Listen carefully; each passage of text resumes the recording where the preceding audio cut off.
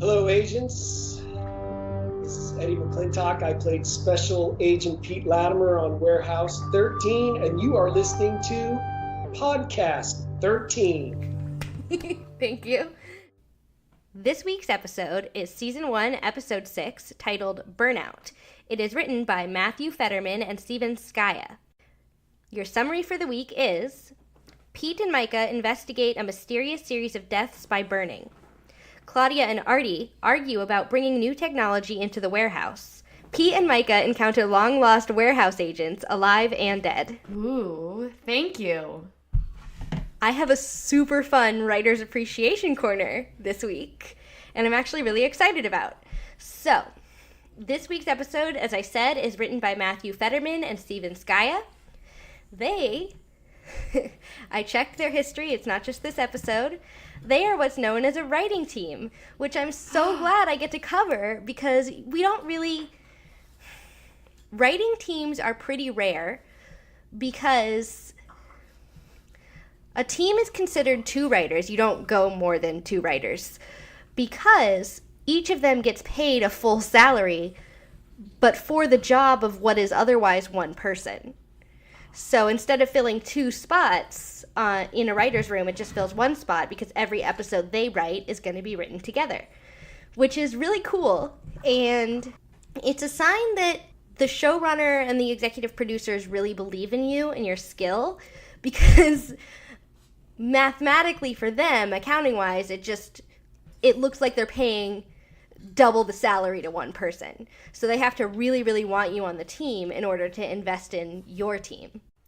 Well, dare I say the investment paid off, because this is a really beautiful episode, in terms of writing especially. Yeah, it's such a beautiful episode. And just some background, they did Jericho, Limitless, Human Target. They go back a while. They did Judging Amy. They go back. But it is a really good investment, and I'm also really glad that we get to look into a writing team after we had some issues with the last episode that had a lot of hands on it. When you're looking at a TV episode, you might notice that previous episodes said something like, this is written by Jane Espenson and D. Brent Mote, or this is written by Jack Kenny and someone else, and it spells out and. Writing teams, and any sort of producing team, legally I believe, have an ampersand. Oh my gosh, I love you for knowing that. Also, I love ampersands and the word ampersand, which comes from a mishearing of and per se and anyway. I love you for sharing all of that, and I agree. So yeah, I think this is really cool because what we've seen so far on co-written episodes is work where one voice seems to be struggling to be dominant, or people are trying to shove disparate things together, whereas a writing team, they work really well together and they're built for this. And hang on, there are other famous teams. Let me just look them up real quick, because I know that there's one that works on a lot of Joss Whedon works. Yes, okay, so the writing team on Angel, The Shield, Women's Murder Club, Dollhouse, Lie to Me, and The Secret Circle are a duo known as Elizabeth Craft and Sarah Fain. They're best friends, and they're a writing team, and they do everything together, writing-wise, I mean. And so it's not unheard of that there's a writing team, but it is pretty rare and really special. Thank you for that info about the writers team, and it also just makes me think of our future goals, because we could definitely be a writing team, and we kind of are a podcasting team. I was thinking the same thing, because of course I was thinking the same thing, because we always think the same thing. Because we're basically two people who do the same job and get paid the same as one person, which is $0. Support us on Patreon. Yes. Sorry. So, back to the show. Let's go ahead and jump into a beat by beat. Micah and Pete are on their way to investigate an artifact. We jump right in this episode. So we get the dialogue exposition that there is a gas explosion, and we also get the chyron and the sort of establishing shot that they are in St. Louis. So they're walking down the street and talking as they approach the scene. And there's a really earnest conversation happening between Micah and Pete, because Micah looks a little disheveled, and she says she really badly needs a vacation. And the way she describes it is to some place outside of Podunk, South Dakota. And I thought this was so smart because we talked about in our most recently aired episode, which was 103, how isolating it would be to move from, a big metropolis like DC to the middle of nowhere. So she needs to get away. And it also calls back to what Lena said, where when we very first met Micah, Pete said she hates traveling. And Lena says she loves traveling, it's just the places. So Micah needs a vacation to, someplace relaxing, someplace she likes. Someplace with something happening. Someplace where she can go see a show. Like, she needs something. And Pete agrees quippily by saying, oh yeah, you have bags under your eyes. And here's what really sticks out to me about this is that he always quips with her, but whether it was the makeup team or the lighting team, I don't know, she does look like she's got bags under her eyes. Yeah. And I think it was so brilliantly done, because what you see in this interaction is that she gives Pete like a really heartbroken look, Yeah, she's not mad at him. She's not even offended. She's just like, oh God, really? And he wasn't saying it to necessarily be quippy or be funny. He was just like, yeah, no, I get it, I see it, which is sort of their brother-sister dynamic, but like he wasn't registering that maybe that's not what she needed, or maybe it was even what she needed, but it still didn't have a good effect. Like, she needed the validation, but the validation also sucks. And that's what I was thinking, is that they do their normal brother-sisterly interaction, their sibling interaction. So she smacks him on the shoulder and he says, ow. But we just can see in Joanne Kelly's acting, in those small expressions and the sort of wateriness of her eyes, that she is really actually upset. And it's not like, you can quip with your sibling or a close friend that, oh, you look ridiculous or whatever. But this is not that right now. Yeah. And also something that I was thinking about now, having done the Eddie McClintock interview, is this one did seem more X-Files. This seemed more along the lines of like the original vibe that they were going for. But it was funny because in order to get that mood, they had to like literally drain energy from the main character. Like, they had to make Micah, so it's like, it's not sustainable. We don't want Micah to feel like this every episode. And I think they have to do it too, because the artifact this week drains the energy from Pete. So to have them with their same dynamic, we tone them both down to this later in the episode, desperation and exhaustion. And it works really well.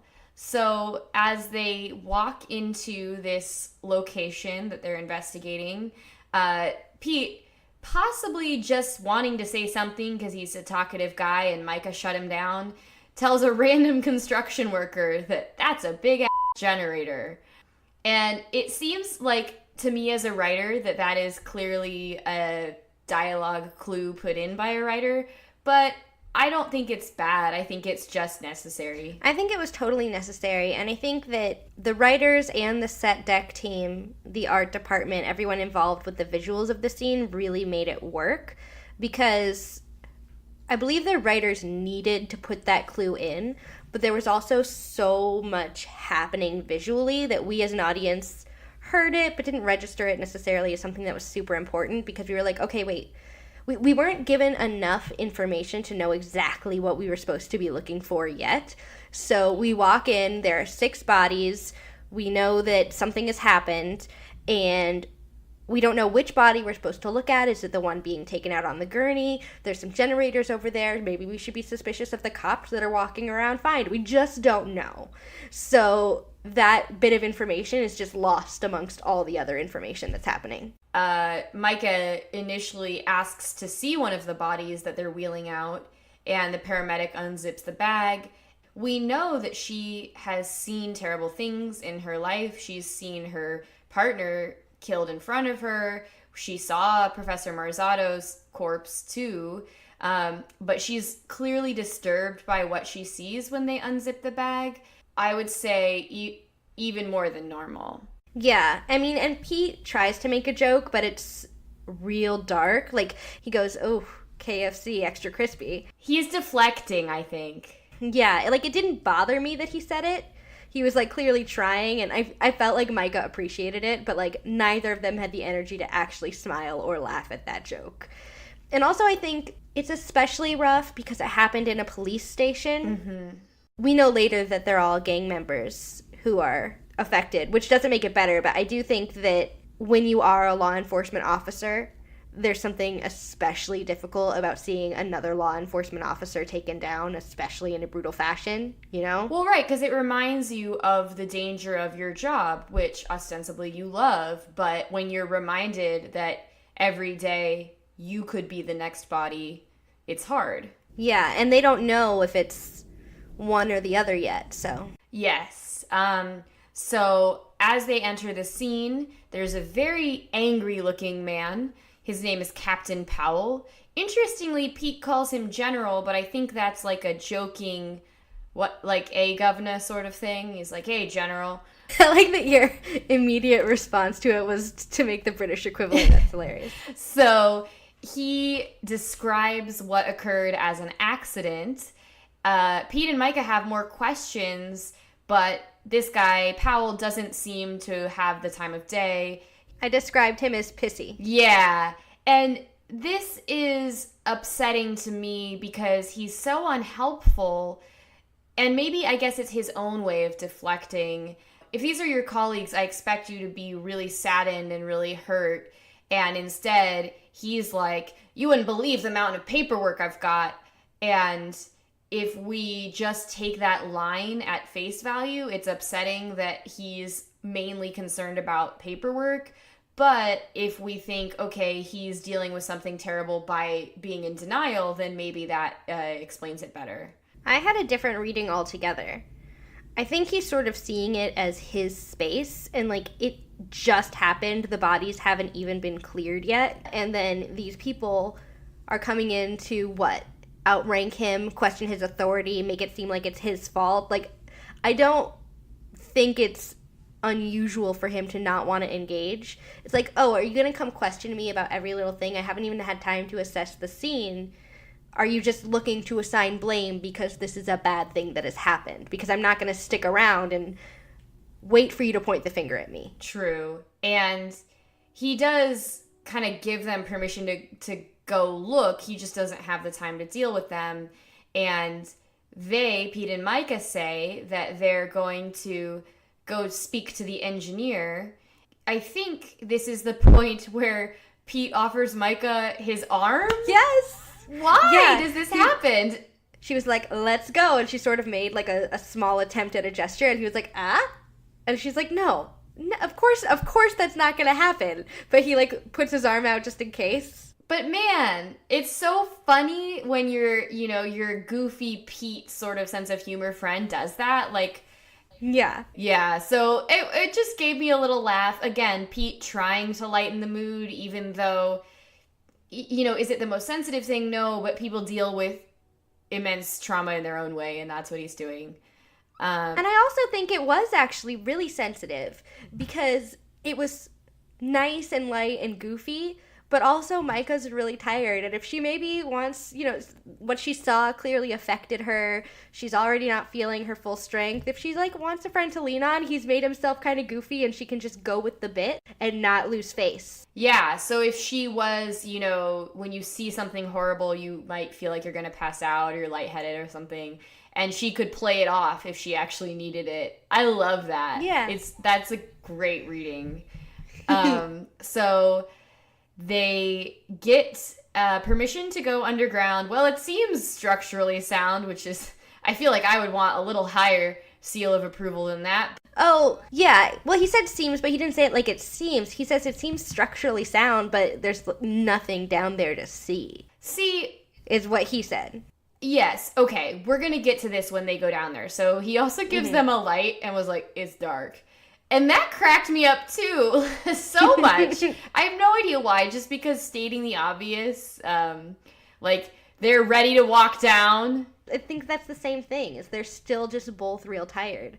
Yeah. We know that there's all this off-screen storytelling, and for every adventure we see, there's at least one that we don't. And so who knows how many days in a row they've been at this, how many cases they've gone from one to the other to the other. I think it's easy to just sort of go through the motions of, okay, we're here at the place. Now we're going to go explore the scene, and then we're going to look at bodies. And I think they were just sort of there, and then they were like, oh yeah, we actually need to be able to see. And so they go down, and it's this sealed up cellar that had been underneath the police station pretty much the whole time, but just not used when they built it. And that's really, really interesting. Though once they're shining the light around down there, we did get the exposition that there's nothing down there, but they do uncover the long dead body. So I'm curious about how much exploring went on previously down there. I mean, they were probably just exploring only so far as to make sure the structure was safe. You think? They weren't looking for clues because those weren't cops, those were engineers. Oh, right. And I guess... because they're not going to send cops in there until they know that the cops who searched the scene are safe. They're not going to send cops in there if a building's going to come down. Yeah, and you know what? My question is coming from this place that is exactly what you mentioned earlier, Jill, where we often in Warehouse 13 and sci-fi things like the X-Files know right away what we need to have our focus on.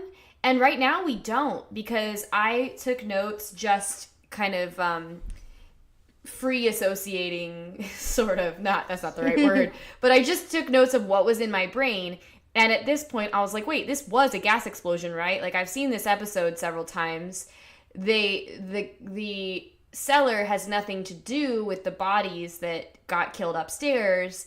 And that is true, and I did remember that from seeing the episode before, but I think that because they are actually allowing their audience in this episode to be unaware of exactly what to look for and to come to the clues and connections at the same rate that the characters do, it's a little different of an experience.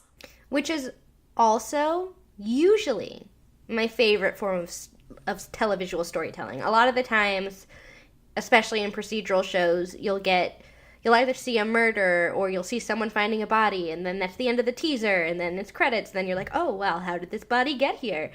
This is more complex, and I really enjoy that because it shows that the writers trust their audience. Yes. Be smarties. Exactly. So they're shining the light around this long-lost cellar, and they uncover a very long-dead body, which is handcuffed to the wall. Is that right? Well, first they discover a shoe, and then under some weird corner that's really darkly lit, they discover a whole body, and Micah starts exploring, and she finds what she thinks is his wallet, but unfolds it, and she discovers it's a Secret Service badge. And as she's discovering that, Pete finds a Tesla on the body. Yes, and this is the thing. It is a coincidence, it is unlikely but possible that you could find a long-lost Secret Service agent who was just really in the Secret Service. But Pete pulls out that Tesla, and we know, like, there's no other explanation. This guy was a warehouse agent, and that's exactly what Pete says. Yeah, and then we're out, which I really like. This was the closest we've gotten to a true teaser. Okay. Technically, it's still the end of Act 1 because they go to commercial right after the theme song. When I was trying to distinguish before between Act 1 and a teaser, this is self-contained. It's not multiple storylines that are happening. This is one thing meant to grab your attention, and then we go out. Mm-hmm. And I really liked that. It was tight. It was very tightly written. Yes. So when we return from commercial, Micah is talking with Artie on the Farnsworth, and their first goal is to identify this dead warehouse agent. So Artie seems to suggest that there are ways that they can do this, but it's going to take time. And Micah, during this conversation, is still visibly just disheveled to us. In my mind, my first reaction is the sight of this dead warehouse agent so disturbing to her? Is the sight of these burned bodies so disturbing to her? And she actually asks in a very genuine way, like, could an artifact really do this? It's sort of twofold. I think she's feeling very depleted, but I think it's hitting that place where it's forcing adrenaline. But my focus of the scene was Pete, because, you know, he is so fun and goofy, but we talk a lot about the subversion of things and how Micah's usually the muscle. Sorry, the converse of that is that often in a situation where a man is the muscle, the female is the brains. But Pete can often be the brains. Even though he's goofy, he's really smart. And he says, well, actually, let's think about it. What if this was an actual gas explosion? What if it released an artifact? And that did something to this guy that we just found. And I thought that was so smart, and I thought it was really good that they gave that to Pete. Me too. The writers. I felt the exact same way. So as they have this conversation, we also see Artie in the warehouse, and he's really flustered. What I want to point out is that my girl Claudia is in the background, and we may think this is in a casual way, like she's poking around, we're waiting for her dialogue to come up in a minute. But we're going to come to understand later that in moments like this, where Artie is flustered and Artie is having conversations with the agents, even if Claudia is not also on the Farnsworth all of the time, she's listening and she's paying attention and observing. And in just another minute, we're going to see that she takes initiative based on what, you know, data she collects about the needs of the warehouse in order to make things better for Artie, even though he's a little grumpy pants. He's so grumpy. I just wrote he's muttering about something. I couldn't even hear what it was, which makes me laugh. But they do need to go and get something from a filing system, and he ends his muttering rant by saying, yeah, the warehouse filing system never quite caught up to the computer age. And Claudia just goes, oh, like your wardrobe? I like it. It's the same way that Pete is annoying to pull Micah out of whatever other mood she's in. Claudia insults Artie to get him to focus. Yeah.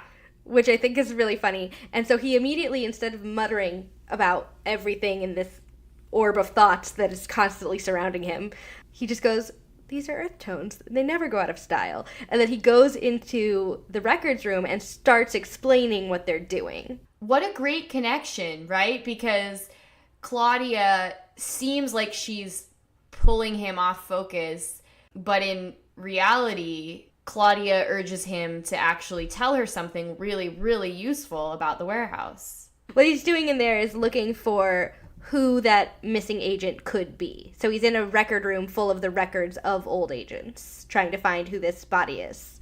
Yes. He's going to look around. He's arguing with Claudia. She gets that information, and then he turns her around and kind of pushes her out because he's going to focus and do his thing. As she goes back into the bigger space of the warehouse office, they kind of argue about digital versus analog, like, technologies. I wrote that I have very Willow Giles vibes right now. Oh, yeah, definitely. Down to the, like, red-haired whiz kid, sort of. Yes. Although I will say, Rupert Giles, you are a snappy dresser. Yes. Rupert Giles is excellent. Claudia decides at this point, which is really funny because it seems like the worst time since Artie is so flustered, but she's going to share with Artie something that she's been working on. And adorably, she hid it under a little tarp. For a big reveal. She's going to do a big reveal. It's so cute. And also in this interaction where she shows him what she worked on, there's a really cool set decorating detail, which is the card catalog in the background of the office. And I noticed it every time because I'm an English PhD, but if you don't know, it's the way before, like, digital library, you know, before you could type in the name of a book, librarians would keep these little tiny drawers with these alphabetized cards describing the books they had and where the books were. And I believe absolutely that the warehouse has those, and also that they still need them. And maybe not in that those cards are the only organizational schema, because I don't believe that. But we know that these technologies that seem obsolete in the warehouse are actually often really cool. And we do know that in the warehouse archives, there are those little digital, like, they look like little digital screens describing the artifacts. So there's this integration between the analog and the digital technology in the warehouse, which is exactly what we're seeing as Claudia reveals this invention that she's made. She's like, let me bridge the digital with the analog. So she reveals the thingy, and I know you're going to have things to say about it, but the one thing that I noted is Artie's response is that the Bells and Howells spectroscope? And then she just cuts him off, and I didn't have time to look up what that is, but I noted that that's what she dissembled and morphed into this other thing. But yeah, she has taken warehouse artifacts and made something out of them. Artie says, I don't want something newfangled. And Claudia's like, nuh-uh, it's old-fangled. And I laugh and I love it. And before we met Claudia and began integrating her into the team, we still did have a very quippy, fun sense of humor. But everything she brings is just elevating that to the next level. And Artie's not as sad anymore. Yes. He doesn't have time. He doesn't. And this is the thing, is that I think he needs a little, okay, I'll just say it. He needs a little, like, fly on his butt, which is an idiom from Plato, so it doesn't translate in English very well. But he needs a little thing poking him and telling him, you know, go do this, go do that. Like, this little nag, Claudia, is not actually nagging him at all, but making him better. Yes. So she has made a hologram projector, and it's really, really cool. She can't get it to work at first, but true to what we all probably remember from our analog technologies, or, you know, VCR or whatever, you give it a good little hit and it comes back to life. Or as she calls it, percussive maintenance. Percussive maintenance. Artie is, as soon as he sees it, is immediately blown away. It's obvious that he is impressed. He knows it's cool.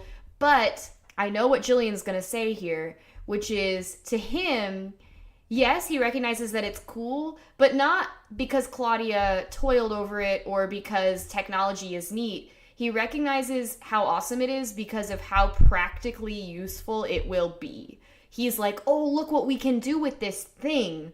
So he's like, oh, zoom in on that. Like, he doesn't turn to Claudia and say, wow, you're right, this is helpful. He instead just goes straight to the picture that she's bringing up of the body, looking for clues, which they find, a possible tattoo on the body of the dead warehouse agents. So all of this happens, and then Artie walks away without ever praising Claudia for her work. And I want to say, on a side note, Claudia's trying so hard to get his attention. And more than just with her invention, which is cool. And for the record, what it does is it took all of the pictures that Micah sent, compressed them into one file, and then figured out how to make them all into a holographic 3D image, which is insane. She's got this new Jewish, older, parentally figure in her life, and she says, yeah, I upgraded the whole Megillah. She did not know that phrase before Artie. She was speaking in his Jewishness to try and get him to react. And as a Jewish person, I really appreciated that. And he was just like, okay, bye. And she was like, oh. I love, have we decided that Artie is Jewish? Oh, he's so Jewish. Spoiler alert, there's that Christmas episode, and we meet Artie's dad. He's like, what are you doing with this little Goyim girl? Okay. But anyway, Artie just leaves, and she knows he's impressed, which she likes, and she wasn't overly put off by the fact that he didn't praise her. She just did it herself. Yes. She just goes, "Oh, wow, Claudia, good job. Great initiative." Just kept talking, which I loved. Her little joking, puppeting of her conversation that never happened isn't angry. It's just like, well, I know he was thinking it sort of thing. Yeah, because he definitely was. He's just not at that level of being social yet. So then moving forward, we go into the police station, and Pete and Micah come back and they say, yeah, there wasn't anything on the security footage. And annoyed Captain Powell goes, well, yes, like I told you there wouldn't be. And then Micah actually does discover something useful. Whoever was gathering trays of evidence for the body bags, they laid out 7 trays, but there was only 6 bodies, which means someone was gone. And then she shows the proof to the captain, who is like, oh man, and he leaves to go make a phone call to someone who can do something about that. And Pete and Micah talk about this person who is now our prime suspect. His name is Reggie Hinton, and we see him outside at night. He goes up to some friends and is just like, it's coming after us. And they're like, what? And then they sort of run out of view. We see more electrical surgy type things, and they are very presumably killed, and then find out in the next scene, yes, that's what happened. Yeah, we hear some really horrible noises and really horrible screams. No one holds back in this episode in terms of this artifact really causing electrocution, essentially, which is very horrible. Yeah, and not just like taser electrocution, which is already terrible, but like such high voltages that they die. Yeah, like not just kill you, because there are lots of forms of electricity that can kill you, but like this kills you so much that you are burned. It affects you in that way. We see the horrible deaths, and then also CSI immediately shows up after that cut, and Micah identifies a handprint on one of the bodies, which gives them a clue that they missed someone else. So then that's kind of the end before we move back to Claudia and Artie in the warehouse. In the warehouse, Claudia is reconstructing the tattoo, as Artie asked, and she's describing to Artie what the tattoo has on it, and based on everything she's identifying, a circle and an eagle and something else, he realizes it's a Marine symbol and that the agent must have been a Marine. And then there's a call from the Farnsworth at the crime scene with Pete and Micah, and we learn that there is lots of burns on all of the victims, but no signs of fire anywhere, and that all of the victims so far have been members of gangs. Yes.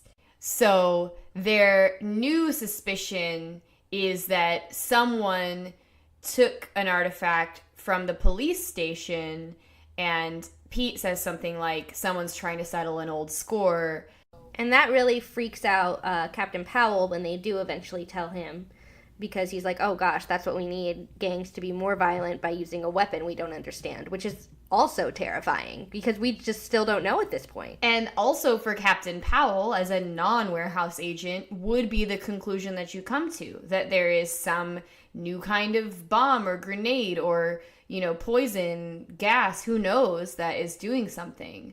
And while all this is happening, the Farnsworth call is also still happening, and there's a great exchange between Artie and Claudia that shows how much he's grown just over the course of this episode alone. So now they've identified he's a Marine. Not even really a spoiler because there's nothing you can do with this information, but in a future episode, we will find out that Pete was also a former Marine. So this is not yet known in the Warehouse 13 world. It hasn't come up in the show, but if you are a longtime viewer and you've seen more, you may make that connection that when they start going through, oh, this will narrow it down, this is really exciting, one of the people it will narrow it down to is Pete. Not that he's dead, because he's right there, but you know what I'm saying. And, parallels between Pete and older figures in the warehouse and hurt people in the warehouse are prevalent. I mean, I feel like at this point in the series, we're meant to constantly be a little bit worried about his future. Is he going to end up like this abandoned agent forgotten? Is he going to end up like Artie?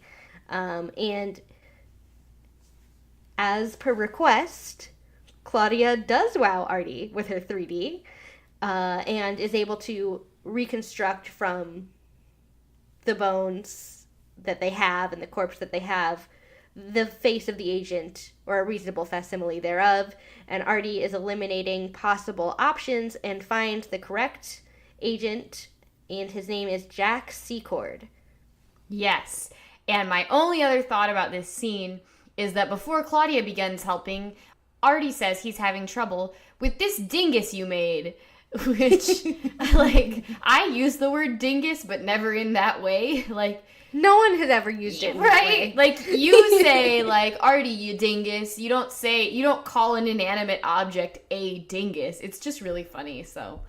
He's trying so hard. It's like he's trying to use words that he thinks maybe she uses. And then we get something really cool. So now that they have this information, Artie immediately knows what to do, but because he's Artie, does not communicate effectively.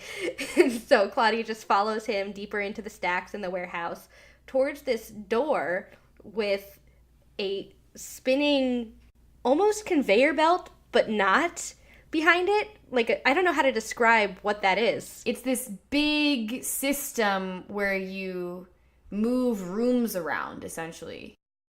Yeah, it's a carousel. It's like a luggage carousel at an airport is what it is, but many, many layers. Yes. Ooh, that's good.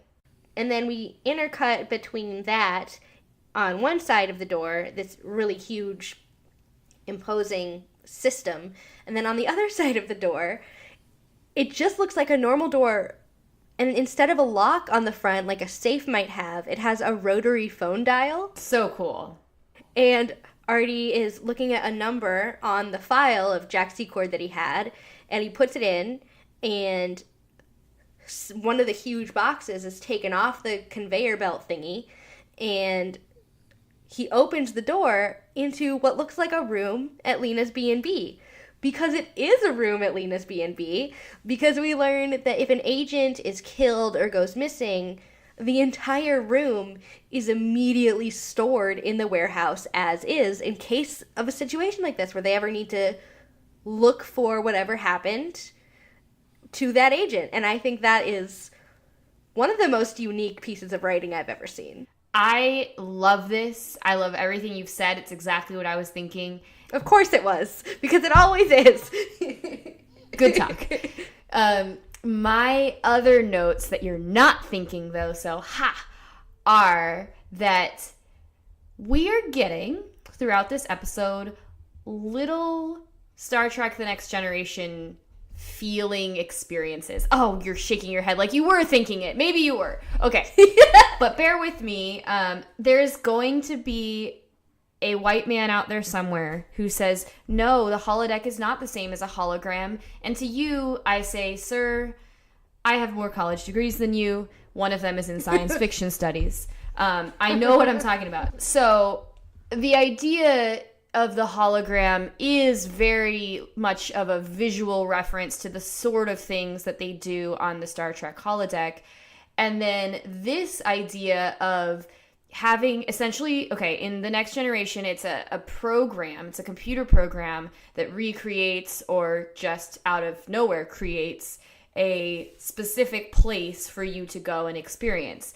And of course, it is different. As I said, it's not the exact same thing because there is this blending of the analog where there is actually some sort of physical system in place that keeps these rooms and makes them happen. They're not like digital renderings, but it's actually the real artifacts themselves that have been preserved. Because as a longtime Star Trek fan, my thoughts were, well, if it was a holodeck simulation and there was a secret in it, there could be a secret that the computer knows that you don't know, but that's highly unlikely unless we bring in Moriarty. See, I do know Star Trek. Unless, the programmer put it in, there would be someone who knows. So that is all to say that this feels very much like a continued conversation with well-known and well-loved science fiction, but it does things in its own way, and it's so great and cool, and I love it. Just jumping way ahead, just for the sake of validating your argument, when she does. Yeah, she doesn't just do it. She says, Warehouse 13, Next Generation, and makes the, what is it, Vulcan salute? Yeah. Okay. See, I know things about Star Trek, but not like you know things about Star Trek. So yes, you're validating what I'm saying, because what the writers so wonderfully did was they planted seeds in your head, and then they validated you at the end, which is what a good writer always does. It makes you go, oh, it was there. I'm so smart. I was right. And that's how you want, especially a science fiction audience, to feel when they make it through the episode with you and are on the right page. Because often science fiction asks more of you than other kinds of fiction. It's asking you to follow the traditional narrative as well as this heightened narrative with its own set of rules. Mm-hmm. And it's nice for the writers of that kind of content to validate the readers while also not dumbing down the content for them, which I think is really cool. So they go into this room that belonged to Jack Secord, which also, by the way, provides such great mythology to this show, to Warehouse 13, because it makes us question everything about where Pete and Micah are living and how we know the warehouse is semi-sentient, so now is the B&B semi-sentient? Yeah. What is the relationship between the B&B and the warehouse? It asks so many questions of you that you know you're not going to get answers to right now, but it instantly makes the world feel bigger. And I love that you mentioned the B&B in this way. Like, well, we know the warehouse is so supernatural, but surely the B&B is more, mundane. And I love that as we go through different arcs in the series, we learn more about the B&B. Specifically, we learn more about Lena, who I know is a character Jill loves. Yes. So they go into the room and look around. They find out that Jack was a smoker. He has just, so much cancer. Which shocks Claudia and you and me. But Artie's like, it was the 60s, which makes me laugh. And then Claudia finds a letter that says, I'll be in town a few days. Until then, ... As if it's definitely written for someone to see. Yes. And Artie looks at the handwriting, smells perfume on it, realizes it's for a woman, and then tries to figure what else he was writing and where. And this gives us some insight into Artie, too, that we'll get a payoff for a while later. But he uses some special skills and realizes that whatever was being written on probably had indentation marks, so he uses a pencil to color the surface and bring to the highlight where the indentations were, and realizes that whatever he was writing was addressed to someone named Rebecca in St. Louis. Yes. It is super cool, but that indent trick is something that I've seen in like every detective show. However, it does work. So it's not like a cliche that never happens. And I feel like Claudia's response when she goes, oh, cool, like, is because she's seen it in television, but she didn't ever think she would see it solve a mystery in real life. And it does. So they now have an address for Rebecca St. Clair, and we go right to Pete and Micah visiting that home. And the woman who answers the door, I think she is so perfectly cast. She is just very sweet, very gentle. She's an older lady, not like the oldest lady, just an older lady who is very kind to them and seems like, oh my, the Secret Service is here. Wow. But she doesn't look frail, and she looks sturdy. She doesn't look like, she looks like Betty White. She just is built to last. So they tell this woman that they found a body, and something was addressed to her, and they asked for more information, and basically she immediately realizes that the body belongs to Jack, and that it confirms what we knew, that there was some sort of relationship between them. And she says, is this connected to what happened at the police station? Which is a big leap, right? Because, well, St. Louis is a big city, so... Well, I think several things.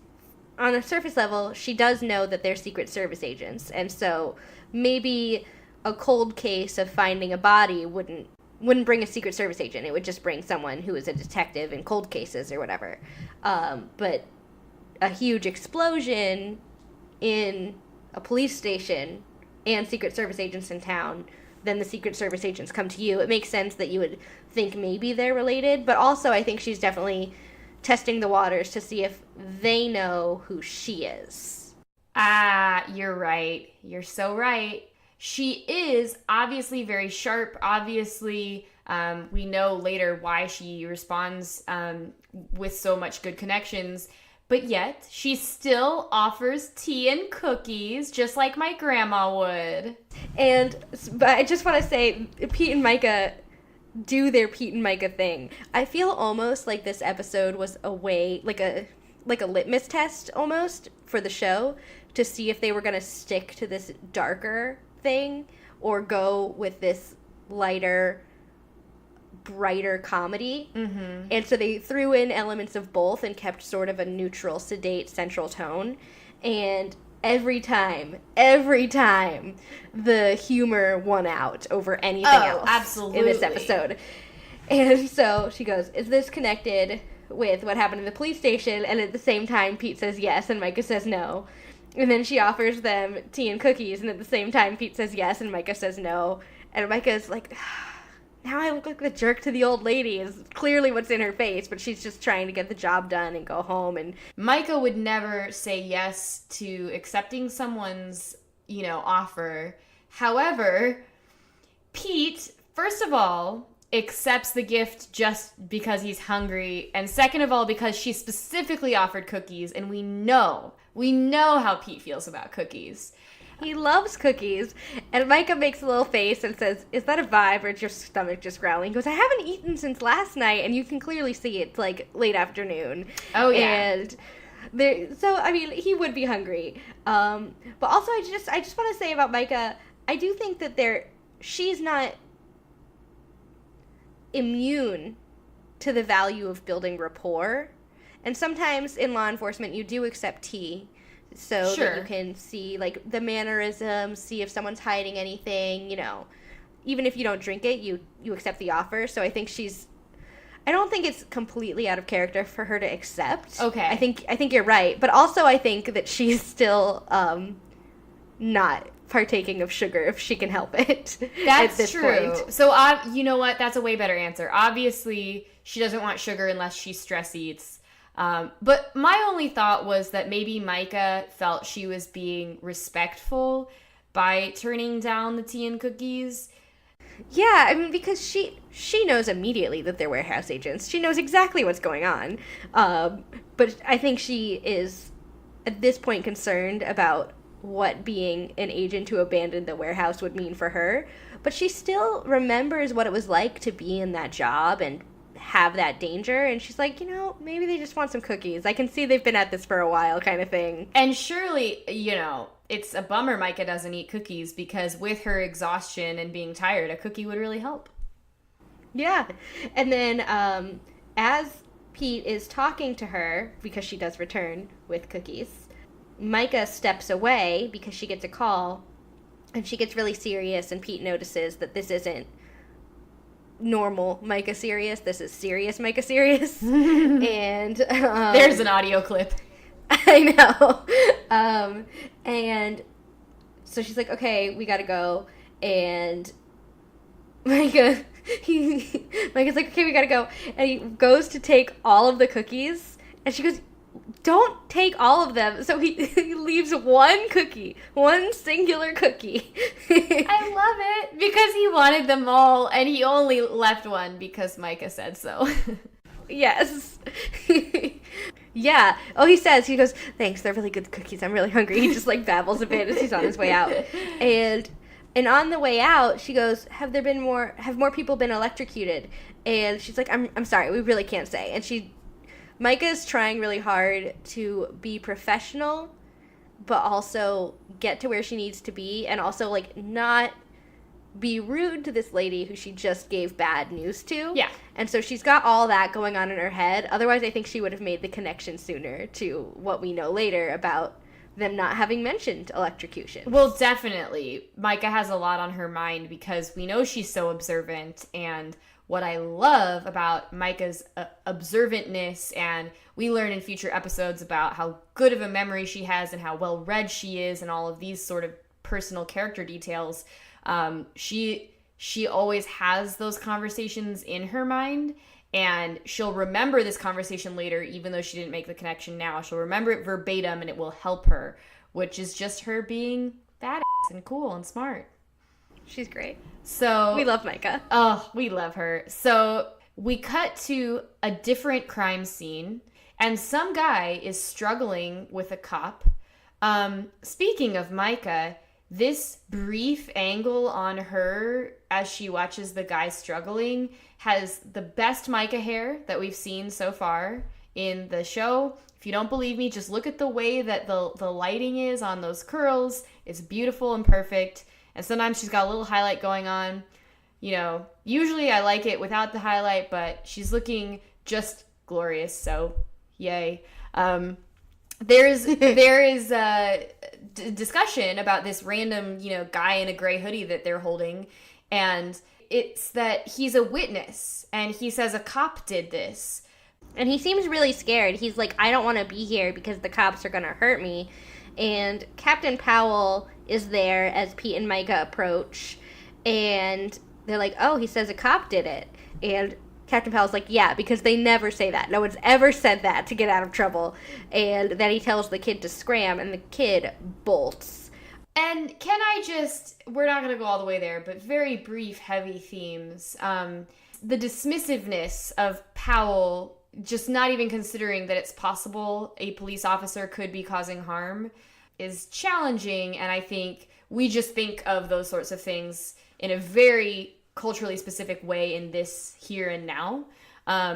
But, in the time and in this moment of this particular episode, it's just kind of like a bit of information that does turn out to be true. It's an artifact, so it's not saying that it's the police officer's actual desire to do that, but an interesting just sort of thing to look back at in retrospect. I agree, and I think that this could not happen in a show of any quality in today's world. There's basically only one cop who wasn't accounted for at the time of the incident, and his name is Clark, and he is on leave right now because he lost his temper at people involved in gangs. And he is the gang expert. Yes, he's like the head of the task force or something like that. And so he's not supposed to be in the office, but he's also the only one who wasn't accounted for. So Micah just turns to Pete and goes, have you ever stopped by your office on your day off? and Pete just goes, no, but I bet you have, like matching her conspiratorial level, but not at all matching her experience, which I think is great. And what we get from that is she thinks that probably Clark has gone to the office and did these things to these people under the guise of being on leave. So they go to his house, but before they get there, we see Clark in the bathroom, and he is not well. His eyes are sunken, and there's like electrical sparks shooting off of him, and he's like gripping the sink and looking in the bathroom mirror and not feeling good. And then Pete and Micah arrive on the scene, and they hear the moaning, they hear the weird noises through the door, and before they can even enter, Pete notices that electricity is buzzing off of the door handle. And they're like, that's not right. So they announce themselves, as is good police work. And when he doesn't let them in, they burst into his apartment unit and see him trying to jump out of the window. Not in a self-harm kind of way, but knowing that something bad is happening. He's trying to get away from people. If I can pause, right before he jumps, we see the scary thing on his back. Yeah. And Pete and Micah see it too, and then he jumps out the window and a chase ensues. Yes, and I, in my notes, wrote that it was this weird scorpion thing, but later Pete calls it a lobster-looking thing, which I think is a slightly more universal reference. I was going to say, it's like we're from different parts of the country. Yeah. But it's something that's on his back, and it's scary. And when they finally meet Clark in the alley, he's dead on the ground, and whatever was on his back is gone, and we're out on a shoop, shoop, shoop box. Woo! Scary. So, we return from the commercial break, and Pete and Micah are on the Farnsworth with Artie. Artie says he really needs Clark's body, but Powell has already taken it. Pete, however, says that he can describe what he saw. It's a nasty, metallic, lobster-looking thing, and he's not wrong. That is a very apt description. Yeah. Artie is soaking in this information, eagerly trying to figure out what it is, and from what they described about it disappearing when Clark died, maybe it was stuck to Jack's body when he died too.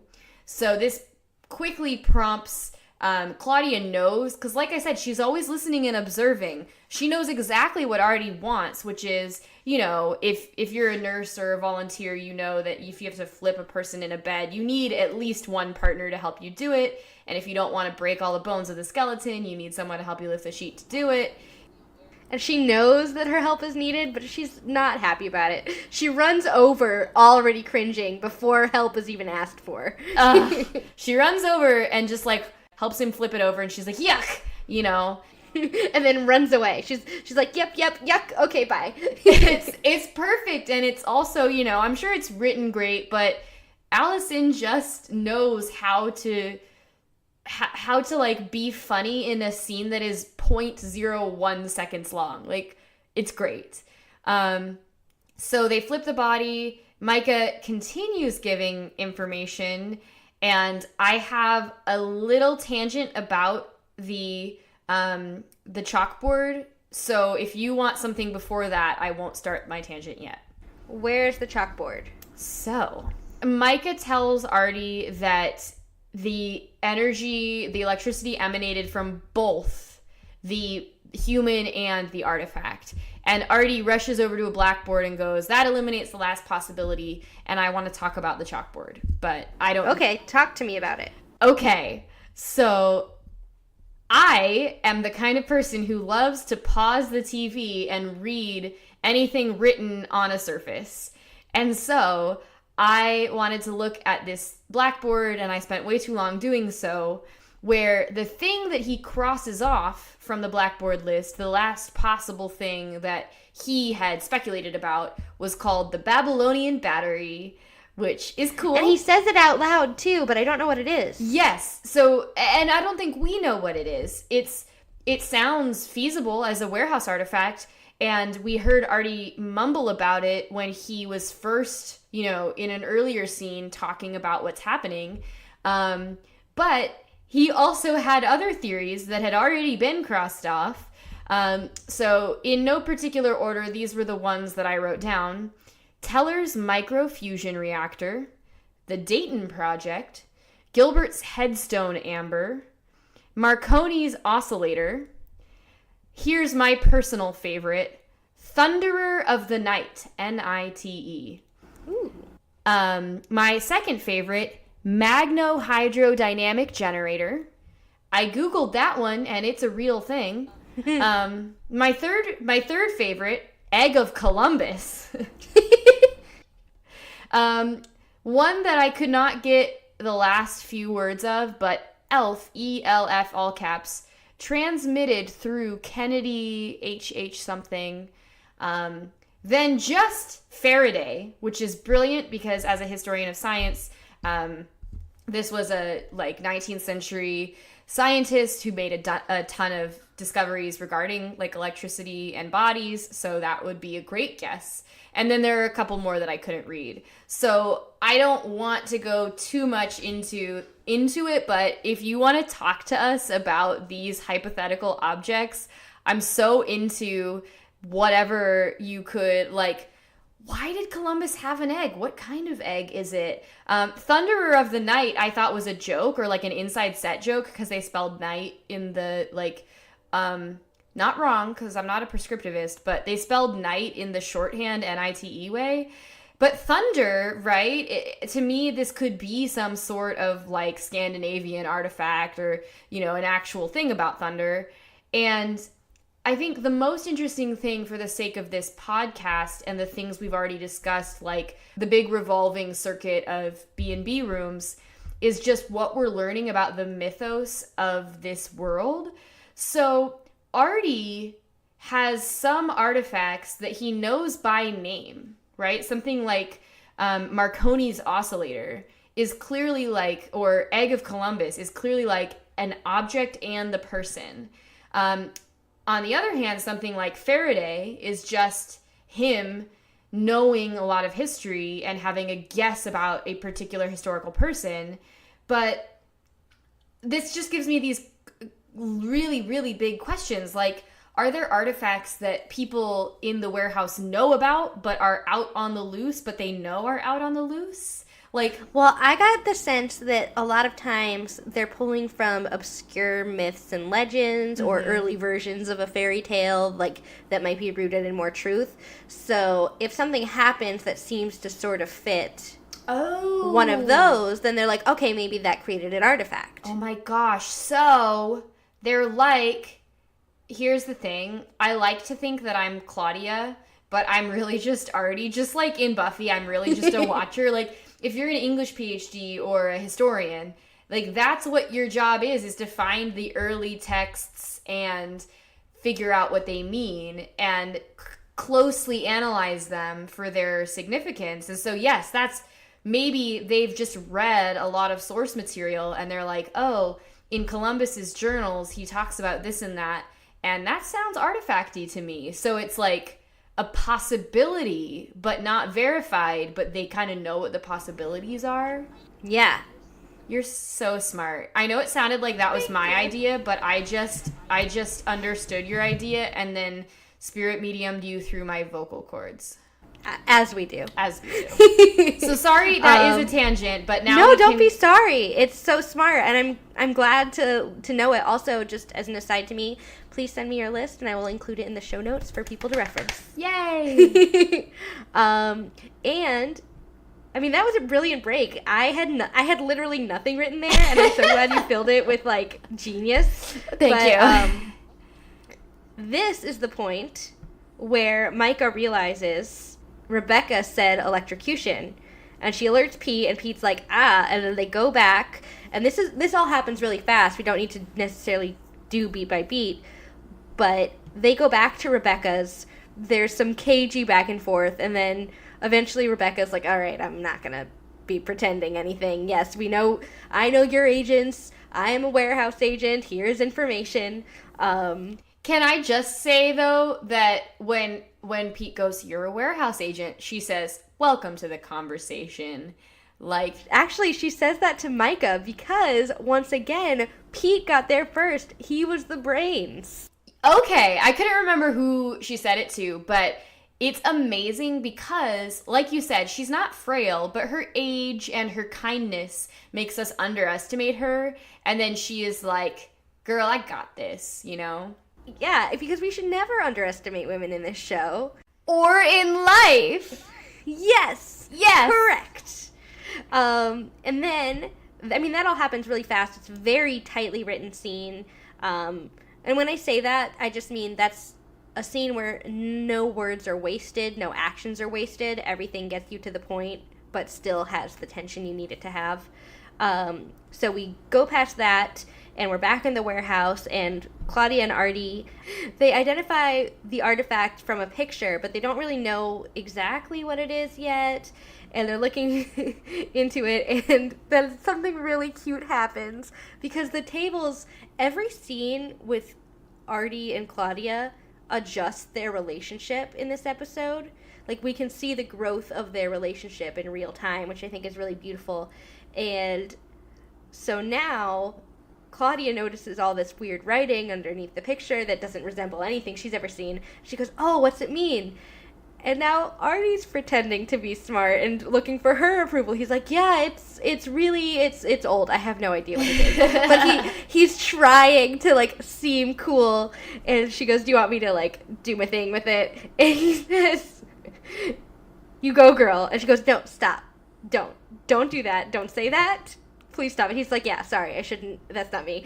It's not Artie, but the fact that it occurs to him to say, and here's the thing, the phrasing is not a thing he would say, but the sentiment is what he's feeling.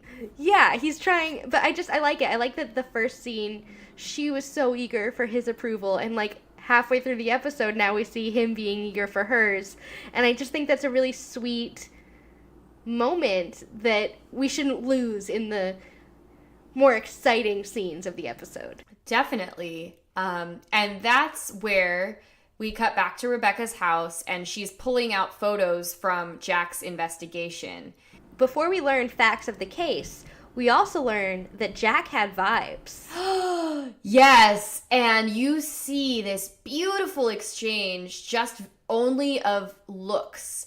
Pete and Micah look at each other, and there's a little bit of a sync in the music. It sinks down a little, and you're like, ooh, there's another parallel to Pete, and it's not a good parallel. It's not like, oh, that's cool, because this guy died a terrible death and left his girlfriend to live, 40 years not knowing what happened to him. I honestly think a big thing that the writers want us to feel this season is sort of a storm cloud over Pete. I feel like we're constantly worrying about what's going to happen to Pete. He's too much like Artie. He's too much like this dead agent. What do all these things mean? He keeps getting into trouble. We know he has alcoholism, and that's come up. What is going to attack Pete and make his life harder? And when you put it in the larger context of what's actually happening over the course of the season, I think it's an interesting misdirect, but this definitely plays into that feeling of anxiety that we have for Pete right now. For sure. And then we keep learning about what Jack was doing. He had identified that some things of this case were connected to a museum with an exhibit from the 11th century.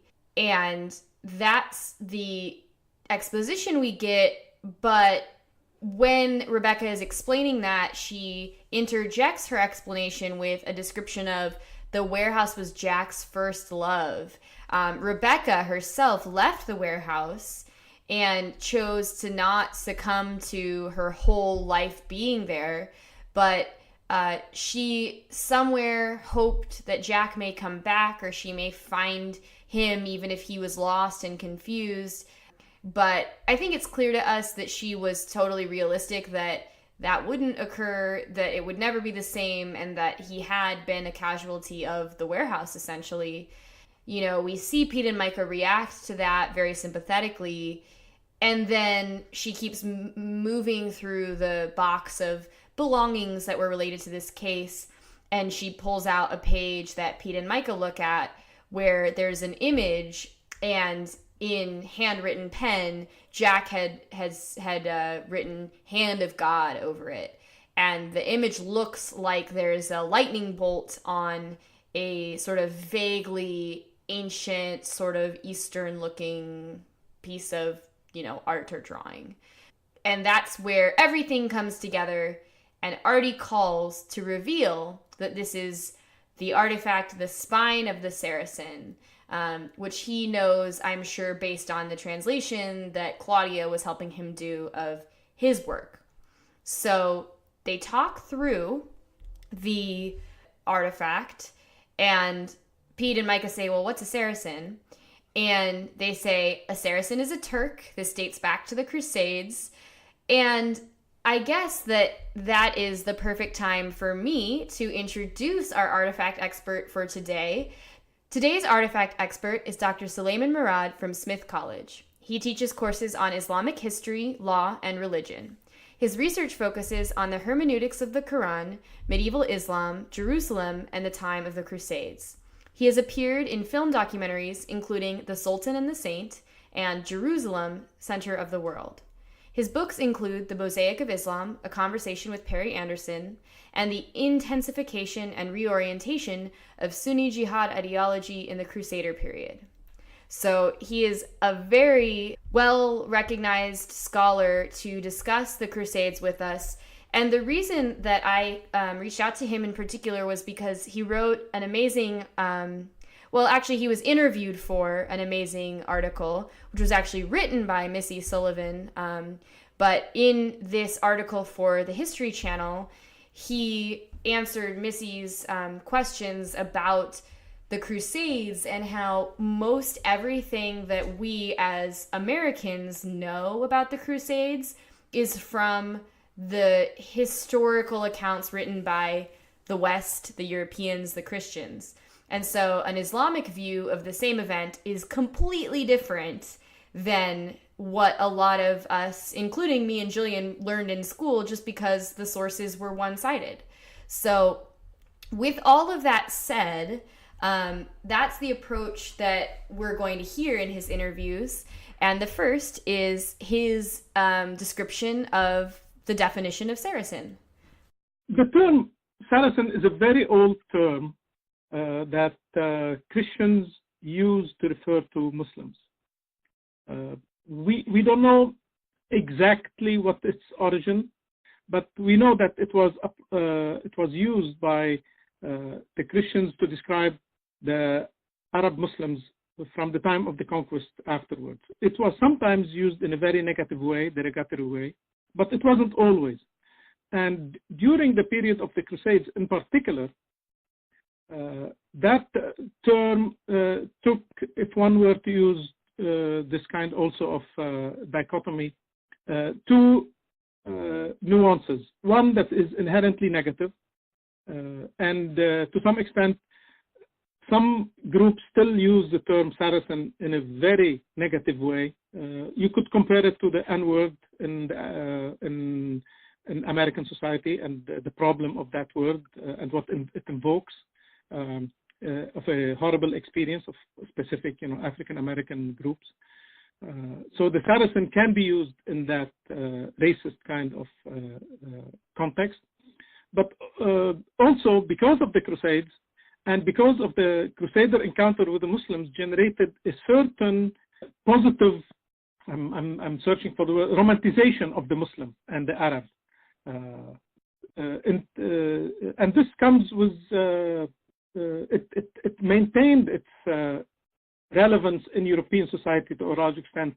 This attachment and this romanticization with the Orient to a large extent, with the fact that those Muslim soldiers are very brave, or Islamic philosophy is very sublime.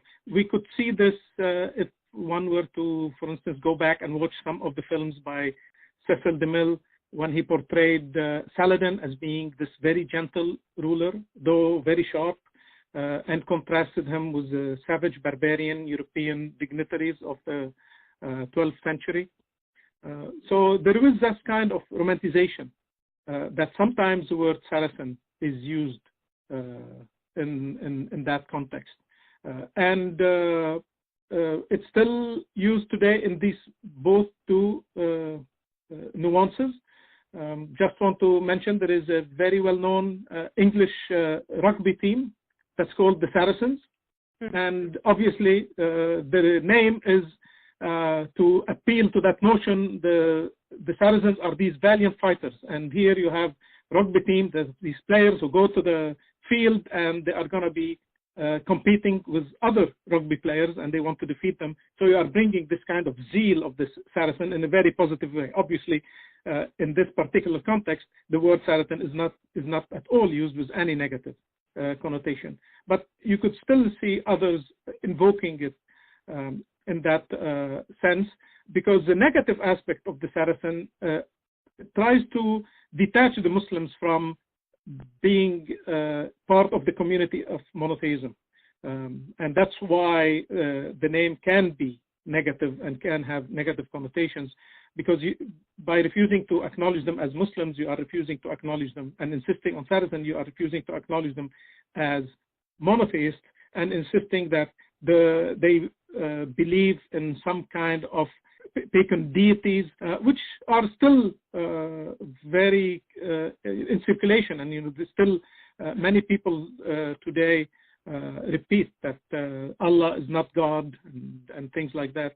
So all of these things are tied in one way or another to this negative aspect of the word Saracen. So it depends to who is using it and in what sense they are using it, whether to say that this is negative or positive.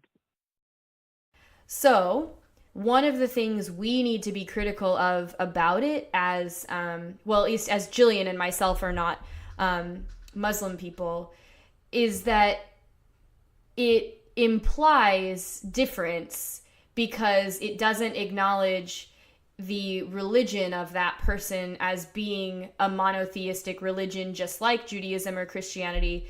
The negative potential for using it can be that you devalue that religion is on the same level as the other major world religions of the time.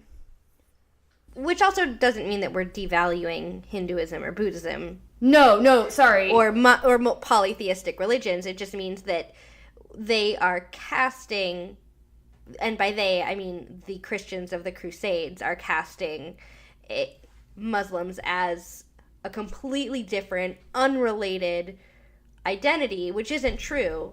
Yes.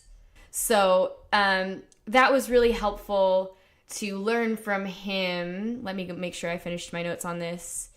And then in that same scene, there's also a description about a legend that Artie says was about an elite warrior cult of just unstoppable fighters. And our expert today asked me to call him by his first name, which is why I'm doing it. Usually I use doctor, but he said no need for titles. So I asked Suleiman about that possible legend or myth, and let me insert his answer. I'm not aware of anything similar to what you are describing, but again, these legends sometimes can arise from an exaggeration of encounters, or by taking elements that emerge from that period, infuse it with some of romanticization about the other, and reuse it as something that is your own. What is the most likely thing is that the Christians created a legend, which legends are all created, so that's fine, but they created a legend based on their own point of view and not based on how the Muslims viewed their own culture. Do you know what I mean? So this ties back to the next bit of information that they read about the spine of the Saracen, which is that the spine requires a lifetime commitment. Which Pete jokes, oh, I had a girlfriend like that once, and both Micah and Artie laugh, which I actually really like because it's getting a bit more of the dynamic back. Because we know Pete doesn't mean everything he says. We know this about him. He says things to get a reaction, but he doesn't say things, for the most part, specifically to upset people. And the fact that Micah's responding, it's like, okay, she's getting a bit of her energy back. We're getting a bit of the team back, which I really enjoy. It's lifting the episode. Yes. And then the next thing that I want to insert here is just a really small clip that builds on Suleiman's last clip, which is this idea of the lifetime commitment. So that's the complexity of history, is that we don't have anything in Islamic history where the Arabs or Muslims, for that matter, were perceived to be the model for fighting. Actually, the Muslims themselves used to look at other groups. Sometimes they used to romanticize about the Crusaders themselves being much more valiant fighters than the Muslims. And that's noted a lot in Crusader literature from the period, that it was hard for them to chase the Muslims because they are often full in this arm gear and protective gear. And they have very heavy horses. So they have heavy weaponry, heavy armory, and heavy horses. And they are not able to outduel those Muslim fighters who tend to be wearing no armory whatsoever, or very little of that, only carrying this very light sword. And therefore, they could run away very fast. And if you were to chase them, essentially, you will ruin yourself because your horse can't maneuver anymore. You get very tired. And they can come back and defeat you easily without actually having to stand and fight you face to face. If one were to go by what the description from the period was, that the Saracens were not these valiant fighters who stand in their positions. They use lots of maneuvering tactics in order to win, knowing that they were at a high disadvantage versus a much more better organized armies, namely the Europeans and namely what we call the cavalry of the Crusaders, who were much better valiant fighters. So we have here the whole total reverse from the period. So from a Muslim perspective, if you would say, who is the model of bravery in war, they will tell you a Crusader, because they will refer them as these idiots that they will fight till death, which no Muslims will do. And that's essentially the irony, how that image changed completely, but also that should tell us how much of the way we think of history mirrors our own world today. So we take a lot of examples and models from our world of today and we project them back. So in some way today we have this phenomena that we call militant Islam, with lots of militant Muslims, and we project back this thing as being a constant in the Islamic tradition, where actually it is really a modern phenomenon. What Suleiman was always emphasizing for me as a person who knows so little about the Crusades is that the Crusade period is for hundreds of years, and there's multiple wars included in that period. And what you lose when you lump it together, and what he says is hard for scholars of any level of experience or background who study the Crusades, is that it's just a lot of stuff, and you can't say any one thing about one experience. It's a lot of different experiences, and some were totally not lifetime commitments. Some were like temporary trading deals. And then we go out, and then we come back for Act 4. Pete and Micah are following on a lead based on where they thought where they thought the spine might have gone. And they see a woman running out of her house with a gun, screaming, terrified. And she says, "I shot him and he kept coming at me." And she's not seemingly making a lot of sense, but Pete and Micah definitely believe her. And then they see a guy with the spine on him and a bullet wound through his chest moving very quickly towards him, and he looks like he's in agony. Mm-hmm. And they take the gun from the woman. They tell her to run. The person who it is revealed is her ex-husband, who she had a restraining order against.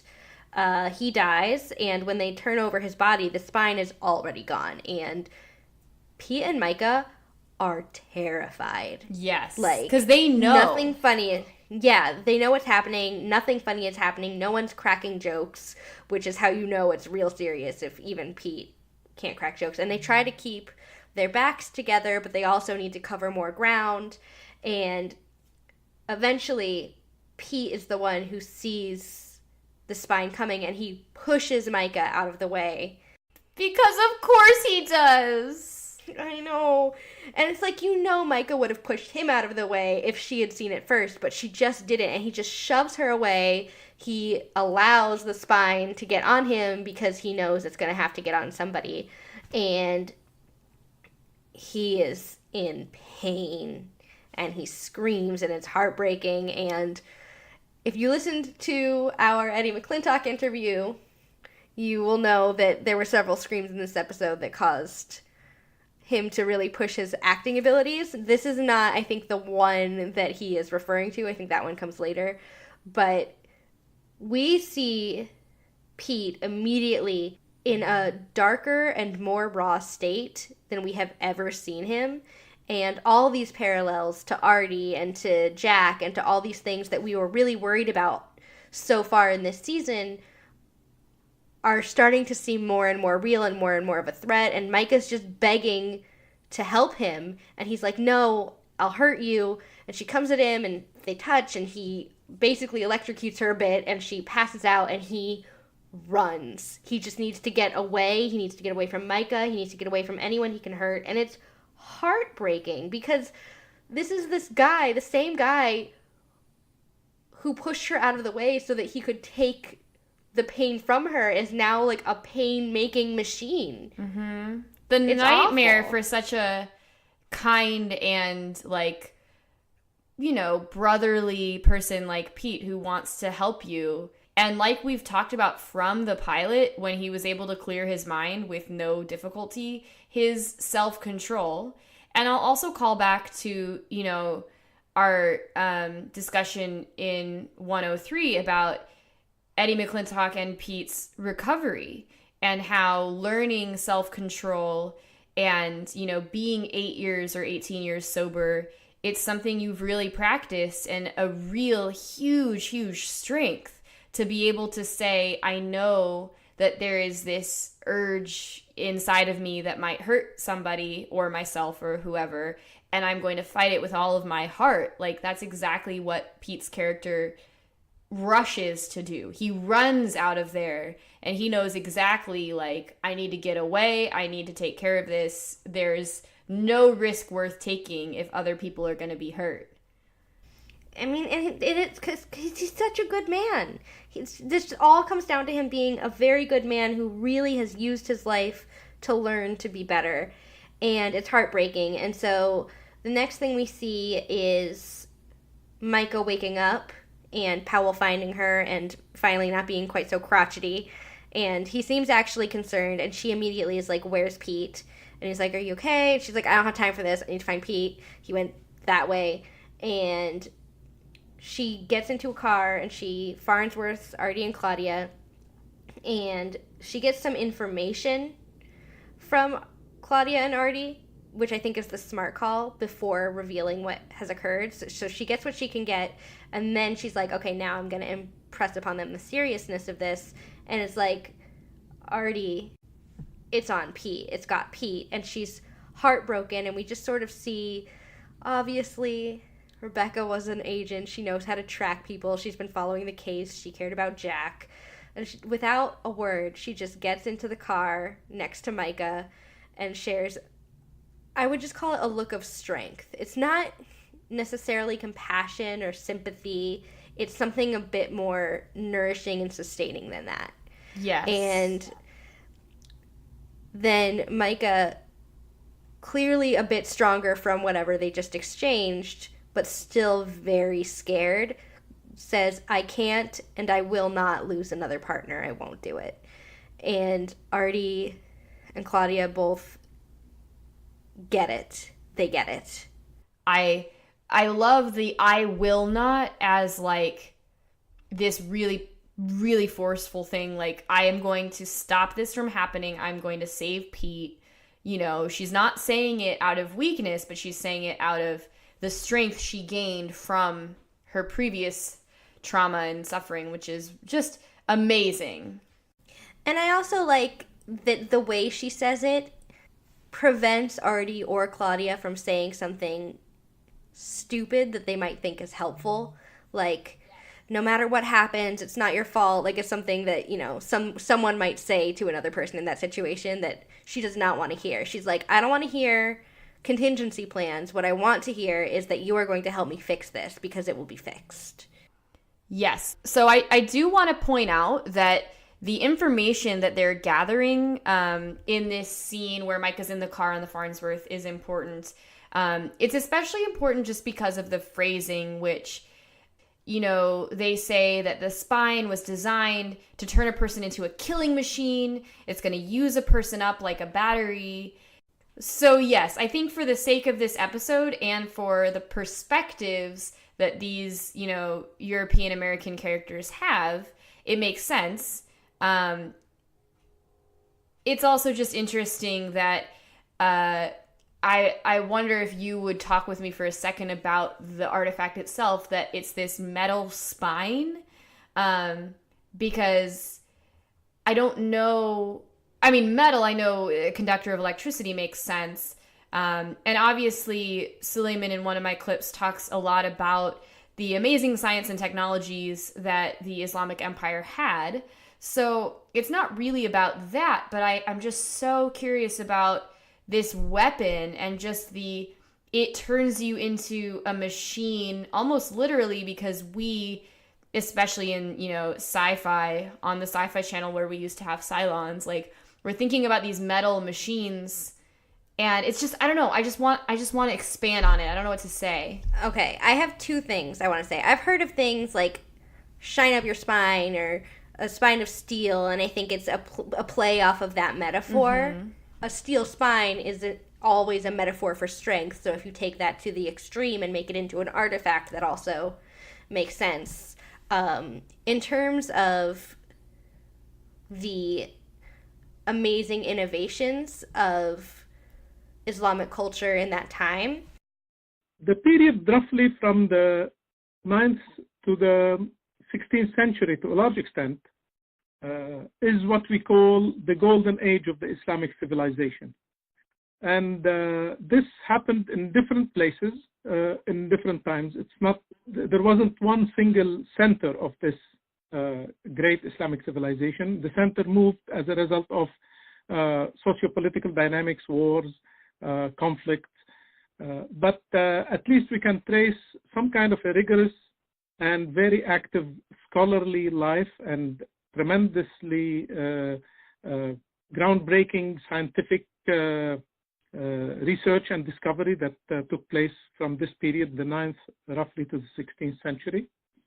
It started in Baghdad. And the comparison to, if one were to use the world of today, is that the Islamic world witnessed the rise of very stable and wealthy civilization that generated a lot of money to sponsor scientists and even the humanities and social sciences as well. And the scholars, therefore, were given huge freedom to do their own research and to digest the civilizations before them and what they accomplished, especially the Greco-Roman civilization, but also the South Asian civilizations, bring all the knowledge that existed before them, reflect on it, and change it, amend it, and that in some aspect also this impacted Islam itself as a religion. So it wasn't only about secular discourses, but it was also about religious knowledge. So that civilization that roughly we call the Islamic civilization witnessed this kind of stability. It started in Baghdad in the 9th century, was a very active kind of translation movement where Muslim scholars and non-Muslim scholars, Christians and Jews and South Asianists, Persians, helped translate a lot of the knowledge that existed before Islam to Arabic, which created a renaissance in the Islamic world.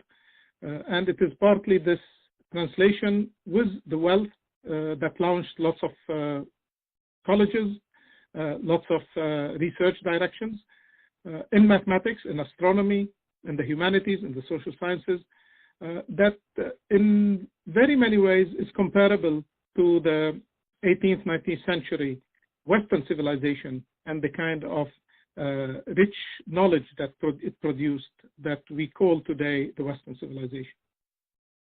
We can extrapolate, especially in a science fiction context, that there was some lost knowledge that we don't have now, but they absolutely might have had available to them that was just not around in Western Europe. Oh, definitely. That's so helpful, and it's actually going to build on really well with his clip, because he talks about the Islamic Empire having the equivalent of the Western Renaissance, but like 500 years before, like they had those things and they were translating and building and learning. And so I quite like that as the explanation that it was some sort of science or technological or medical development. Because the thing that Suleiman was skeptical of is it making any unfair stereotypes about the Saracen warriors, or, like you said before, it's so many steps removed from that maybe it's just pure science fiction and there is a fun explanation in our brains that we can use. I think it's two things. I think on the one hand, it's pure science fiction, but historical science fiction. Like, it's science fiction based on historical science that is mostly lost to us now. Because, yeah, like, who knows what kind of things from ancient Greece and ancient Rome were lost over those many, many hundreds of years. Right. So, yeah, so I think that's really interesting that we can extrapolate that. But I do think also, as mindful viewers living in the 21st century, we need to be very mindful of the way media can and often does victimize and villainize any sort of Semitic people, whether it's Jewish people or Muslim people, and that shared history. And I think especially now, Muslim people are very targeted. So we have to be responsible viewers. We still have to make sure that we're not making some sort of correlation that, yeah, these have always been a very violent people, because that's not true. It is a religion of peace, like most religions are religions of peace. Yes. And I think that's exactly it. I think it's just this artifact is like PCP, as they say, but it's just literally one artifact. So after that, Claudia is sitting with Artie, and Artie is kind of like, I got to make this work. I got to figure out how to help. And we see that he actually calls her over and is like, look at this. I've got this. Like, he can tell that he almost has what he needs, but he doesn't yet. And so he calls her over, and she comes like back to back with him. And I love the way we see her thought process happen, because I identified it as like Claudia works through like the whole history of science. She goes, okay, well, we know it's electricity, right? But electricity wasn't invented yet. So where would people get electricity in a time, blah, blah, blah, blah. And she does all of this mental work out loud really quickly, really intellectually and helpfully, and then is like, boom, bing, bang, boom. It would have been lightning. And that would have been the way to access electricity. And also it explains, I think the phrase hand of God, and I did not look it up, so I apologize, but I think that phrase explains lightning pretty well and makes sense to me as the keystone. Yes, Jillian, who is raising her hand. I'm raising my hand like Hermione Granger, because this ties in so perfectly with what we just talked about. Because what were the gods that the Greeks believed in? The Greek gods. Who was the big guy of the Greek gods? It was Zeus. So it was his hand, his lightning. So even though the Muslim people aren't obviously worshiping Greek gods, they're a monotheistic religion, they have the works of all these people who did have this polytheistic religion and were able to grow on that. So I think that is interesting. I think certain phrases like hand of God, even if that's not your religion, carry throughout whatever culture. Yes, I agree. And this like rapid fire climax of information gets us to this really scary revelation between Rebecca and Micah. And I guess like I knew this somewhere in the back of my mind, but the way Rebecca verbalizes it is super powerful, where she says, well, every Secret Service agent will take a bullet, right? Like everyone has agreed that for the president or their country that they will make the ultimate sacrifice. And, that's what Jack did. And they know that's what Pete will do. And so it's just like, on the one hand, super, super emotional, but on the other hand, it's like, well, we know how he's going to behave, and we can use that to go and save him. Yes. And, I think that's beautiful. And so then we go out. That was a really good commercial break. We talked before about good commercial breaks. Here's another good example. And when we come back for Act 5, we are at the station, and Pete is with the generators, and he's holding the clamps in his hands, and he's hunched over, and he's in so much pain, and it's so raw, and it's such a good performance by Eddie McClintock, and I think here is the place where we insert that clip.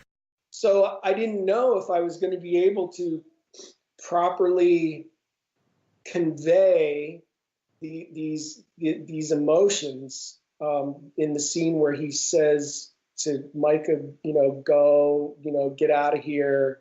I'm going to take the fall and sacrifice my life and myself for the greater good. So as an actor, I tried to apply it to my sons, to my family, and I wanted to express that in the emotional part of that scene, and the scream and the pain and all, and so it was very cathartic. It was very cathartic to be able to just do like this insane primal scream at the world, and I was proud of myself because I didn't edit myself. I didn't go, like I let the world see who I was in that moment, and I was proud of that. If you listened to the interview with Eddie McClintock before, then you have heard this clip before, but I really think it's important to put it in its proper context here too, because this is such a good piece of acting. Yeah. And we don't really do actor spotlights on main characters, but this is a special moment that we want to commemorate for our listeners. Everything he says feels like a monumental effort. Like, forget keeping your emotions in check. The effort of putting words on top of that, it feels like it's tearing him apart. And he begs Micah to put the clamps on the spine, knowing that it's metal, it's conductive. Whatever gets to that thing is going to really hurt him too. And we didn't talk about this earlier, but they tried already to zap the spine off of the ex-husband who wound up dying. Yeah, the Tesla. With their Teslas, but it wasn't enough energy, so he needed a bigger energy source. So we go back to that big generator that was mentioned in the very first scene of the episode, and Pete says something so heartbreaking. Micah, I need you to put these on the spine. I tried to do it myself, but I can't reach, and if I miss, I'll just kill myself and it'll find someone else. I know. His first concern is for someone else. So one of the reasons this is so emotional to me is that we talk again a lot about subversion. Pete, a hunky, strong, stereotypically masculine man who has been, in these law enforcement jobs forever, is very, very, broad-shouldered and muscular. And a thing I find really interesting that I know from, my friends who are super muscular is that it's this amazing strength, but you also lose flexibility in certain ways.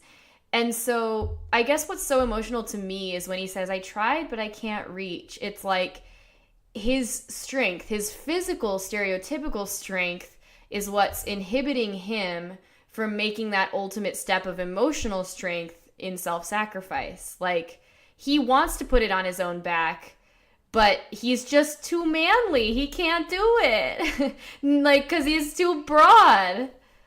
I won't say a different reading, because I think that too, but I have an additional reading, which breaks my heart, because we know he cares so deeply about Micah. They obviously care so deeply about each other. He knows everything she's gone through. He knew from the moment he met her about Denver. And he knows that no matter what, this is likely going to kill him. And he's asking for help from his partner. And he knows after having already lost a partner, he might be asking her to physically do the act that will end up killing him. And I think that he's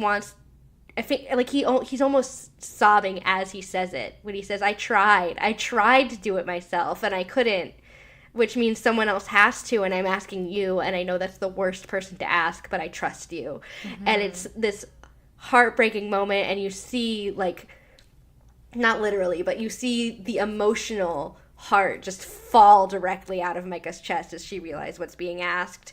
And she starts crying, not like sobbing, I can't focus my emotions crying, but like a, oh God, this is the worst possible scenario kind of crying. And she just says, I can't do it. She just can't do it. And I think she would have gotten there. I think she would have done what she had to do. But thank God Rebecca was there. And without even talking about it, she takes the clamps and she puts them on the spine. And she knows also to give Micah enough time to say what she needs to say. And I feel like Rebecca was expecting something like, I love you, or, you know, whatever she would have said to Jack, but that's not what the relationship with Pete is. And Micah does the best thing that she could do, which is just be Micah and be bossy. Yes! She goes, you will come back. Do you understand? You will. Because she will not tolerate a different solution. And Pete just tells Rebecca to do it. And she flips the switch and he lets out the scream. It is difficult to watch in a good way, Eddie. We love you. It's so believable that that man is dying. It's insane. Yeah, and it's the emotion, it's the tears, it's everything that we see Pete trying to cover up with his day-to-day life, with his jokes, with his everything, with his not talking about his past, and everything that makes Pete Pete is stripped away. And the only thing of Pete that's left is that heroic instinct. And it's just this beautiful sacrifice, and it makes my heart break in half. And you can see for a split second after it works, the spine sort of hobbles away, and there's a moment when Micah looks from the spine to Pete, and she's like, I don't care. She didn't even look at Rebecca. It's almost like she forgot Rebecca was there, and she's like, you know what? If it gets out there again, fine, I'm helping Pete. And she immediately starts CPR. She starts chest compressions because Pete is dead.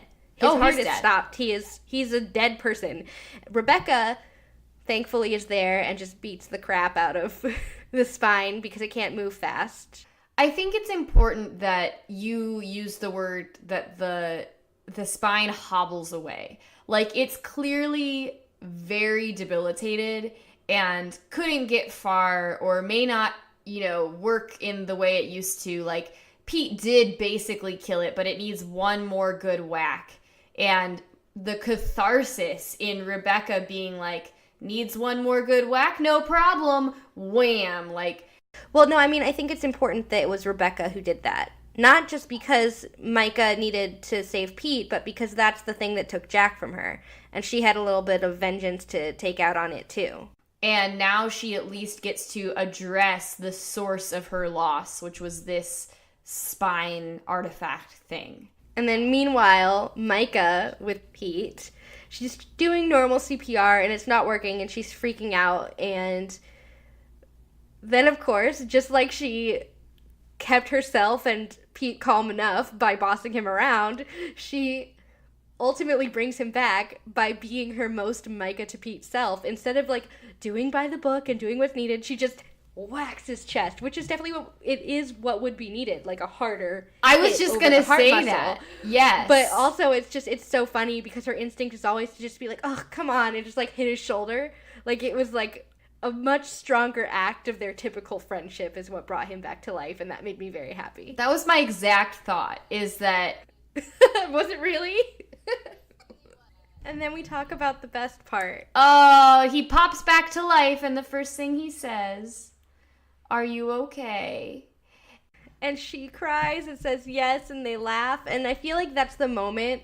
Like, I feel like taking a step back, watching this from a TV network perspective, when we know from our interview with Eddie that there was this sort of pull back and forth. Do we go darker, more X-Files territory, or do we lean into a bit more of the comedy and the lightness? I feel like that was the decisive moment in the show where they picked the tone they were going to use moving forward.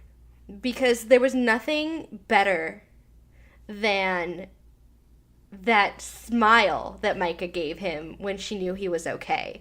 That kind of restrained relationship between Scully and Mulder definitely works for them, but it doesn't work for Pete and Micah. And if we had only that level of emotion to resolve the kind of tension that we just resolved between Pete and Micah, it wouldn't be as satisfying. We need those huge pops of emotional brightness to offset how dark the show can get. Yes. And I think those huge pops of brightness include our cut back to the warehouse. Yes! Where Pete is just immediately making joke after joke, these puns about being dead. And I expect nothing less from Pete, whose way of coping, because what Eddie's interview said that was really illuminating about this is that Pete is able to be really serious when he needs to. He's not a non-serious guy. He just uses humor in a very specific way that is similar to Eddie McClintock's own way. And so this is a way that he needs to cope with that experience. And that is a way that Claudia plays along and Artie does not. And Claudia gets it. I feel as though she uses humor in a very similar way. But I do want to say that there's a quick sentence that Artie doesn't finish. And he goes, "Please don't joke about it. You know how I felt when you..." And then Claudia cuts him off. I know, but that's really necessary because Artie is expressing his affection, which he has not, historically done. And I think everyone, it's not like people are brushing past that thing of Artie's, but I think they also know that for Artie, he's dipping his toe in the water. They're like, we get it. You don't have to go all the way there just now. We understand. Yes, I agree. That they know what he's going to say. They're not cutting him off to be jerks. They're cutting him off to, relieve him of having to complete the sentence. Yes. And then Micah enters with Rebecca, who holds a briefcase full of shattered Saracen spine. You betcha! and she hands it to Artie and says, "I just wanted to make sure this isn't a place where it can't get out," basically kind of thing. And right when Rebecca returns, Artie is very honored. She wants to bring the spine back. That's where Claudia does her Star Trek Next Generation thing. And I only bring it up because we talked about it before, but I bring it up now because what Rebecca says in the moment is that this place hasn't changed. And then Claudia is the one who rushes over and suggests that it could change or it might change. And to me, again, I love Claudia doing the Vulcan salute, but more than that, when we go to the context of the moment, it's we're looking around at an office that clearly belongs to a dusty older man. And then Claudia has come in with her tech-savvy attitude and her being this young woman who is not traditionally educated, but way smarter than everyone. And, not who you would expect to be the hacker, but totally is better at hacking than anyone. And she is going to be the change. And I think that actually Rebecca wants to see that. And I agree. And I think that's important for the button of this episode, the end of the episode, that we'll get to in a bit. But Claudia is the embodiment of the hope of that change. Because there are a lot of parallels between Micah and Pete and Jack and Rebecca, but we also see that their relationship is subtly different, Yes. And so I think that this, what we know, non-romantic but very emotionally important friendship between Pete and Micah shows is a more modern take on male-female friendship. Yeah.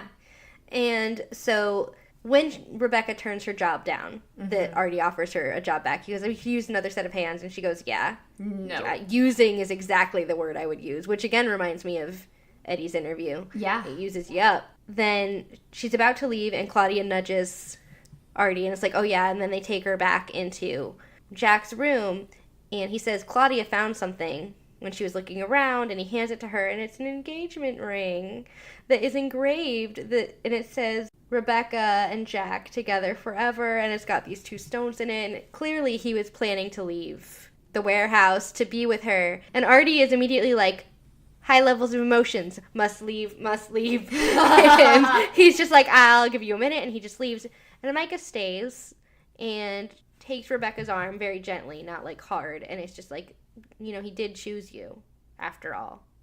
You were his love, not the warehouse, basically. And Micah's about to go, and Rebecca grabs her a little / a lot more forcefully and says, get out of here while you can, while you still have a life to live. This place will use you up just like the spine. And Micah's a little rattled, but I think more about the longer term implications of that. I don't think she's fearful. I think she feels in control, but I think that she feels that's an alarming thing to say and is worried about where that came from. Yes, and this was my similar thought, and it's returning to something you mentioned, but it didn't make the final cut, when Micah was with a separated man, and something that was difficult about that was that obviously being legally separated, you're not cheating on your wife, but there is a stumbling block that's going to stop you from getting married again or from really fully seeing that relationship through. And from what we understand, Micah really loved Sam and might have been going that direction with him. And so when she sees that there is the possibility to be together with someone forever and to have a marriage or long-term commitment, it's especially hard-hitting to her because she didn't get to get that far in her last relationship directly because of her line of work, even if it wasn't the warehouse. So it's the long-term implications, like you said, for her life that are challenging her here. But I also think that Rebecca's words don't hit her with a huge sense of urgency because I think there's a part of her that's like, I don't mind being used up by this. We all choose to spend our lives in a certain way and devote to certain things in our lives. And I think at this point, Micah is comfortable giving her energies towards this. Because like Rebecca said, she had a job where she was trained to take a bullet. It's not that she doesn't value her own life. It's just that she's very carefully weighed what she is willing to put on the line for work that she loves. But it's still ominous. It is ominous, and Rebecca walks away. And the end of the episode just leaves us to watch Micah literally follow Rebecca's footsteps out of the room and then just kind of fade out, which is a very pensive ending. Yeah, but a good one. And it was... yeah, like thought-provoking. Yeah, it just made us think going forward. To me, it was a different way of making me excited for the next episode. It wasn't like, how is this plot point going to be resolved? Which is oftentimes how, you know, they leave you on a cliffhanger in shows so that you'll come back. But this one was just like, this is making profound statements about long-term goals, you know? Yes, yeah. It makes me wonder what steps they're taking towards something. What part of a puzzle am I going to need to, reveal next? And the investment in long-term arcs for characters, because you want in a good show to be really driven by that character's dynamic development. And we get that that's happening with Micah, and we've seen it happen with Pete a little more quickly, but it's happening with her too. Yeah. And that's all I have about this episode. And we'll see you next week, agents. Bye. I do love your bye at the end of every episode, by the way.